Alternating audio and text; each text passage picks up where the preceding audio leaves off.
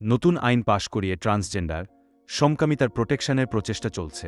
আপনি তাদের বিরুদ্ধে আওয়াজ তুললে এটাকে জেন্ডার গ্রাউন্ড এর উপর আক্রমণ হিসেবে গণ্য করে মানবতাবিরোধী অপরাধের দায়ে সাজা দেয়া হবে। এটা বাস্তবায়ন হলে ট্রান্সজেন্ডার ও সমকামের বিরোধিতার পথ বন্ধ হয়ে যাবে।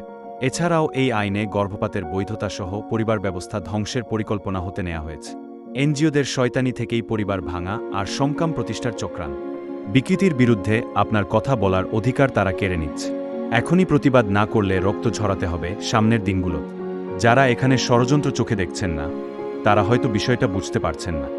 তাদের ব্যবহৃত শব্দগুলোকে নিরীহ ভাবছেন। সংক্ষেপে তাদের বলি, লিঙ্গভিত্তিক সহিংসতা, লিঙ্গবৈচিত্র্য এই টাইপের টার্মগুলো ট্রান্সজেন্ডার ও সমকামিতার ক্ষেত্রে ব্যবহার করা হয়, যেন এগুলো প্রচার করা সহজ। এছাড়া জোরপূর্বক গর্ভপাত টার্মের আড়ালে পশ্চিমাদের অনুকরণে গর্ভপাতকে বৈধতা দেওয়ার ষড়যন্ত্র চলছে। বিস্তারিত জানতে এই আর্টিকেলটি পড়ে আসুন।